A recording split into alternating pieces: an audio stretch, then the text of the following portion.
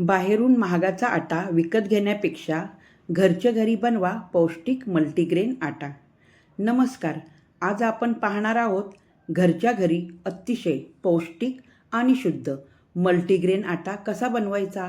बाहेरून विकत आणण्यापेक्षा घरी बनवलेल्या आटा अधिक ताजा आणि आरोग्यदायी असतो. हा आटा पचनासाठी उत्तम आहे आणि आपली रोगप्रतिकारक शक्ती वाढविण्यास मदत करतो. त्यासाठी काय काय साहित्य लागते बघूया.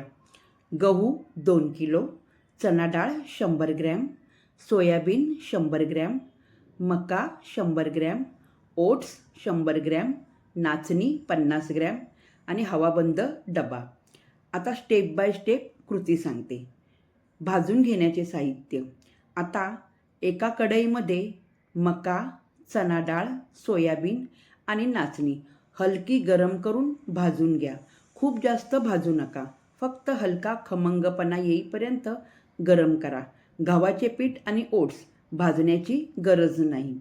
गिरणीतून किंवा घरघंटीतून दळणे. आता हे सर्व भाजलेले धान्य आणि ओट्स एकत्र करा आणि ते तुमच्याकडील गव्हामध्ये व्यवस्थित मिक्स करून घ्या. हे सगळे मिश्रण तुम्ही गिरणीतून किंवा घरच्या घरघंटीतून एकत्र दळून आणा. या आट्यापासून तुम्ही काय काय बनवू शकता त्यासाठी व्हिडिओ पूर्णपणे नक्की पहा. त्या घरगुती मल्टीग्रेन आटा आता तयार आहे. हा आटा नेहमी एका कोरड्या आणि हवाबंद डब्यात भरून ठेवा. वापर कसा करायचा. हा मल्टीग्रेन आटा तुम्ही रोजच्या वापरातल्या पोळ्या किंवा पराठे बनविण्यासाठी वापरू शकतात. इतकेच नाही तर तुम्ही यापासून पौष्टिक चिला, पॅनकेक, ब्रेड किंवा मफिन्ससुद्धा बनवू शकतात.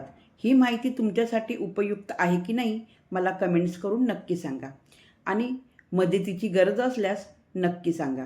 रेसिपी आवडली असेल व्हिडिओला लाईक करा, शेअर करून सबस्क्राईब करा, जेणेकरून हा व्हिडिओ दुसऱ्यांसाठी सुद्धा खूप महत्त्वाचा ठरू शकतो.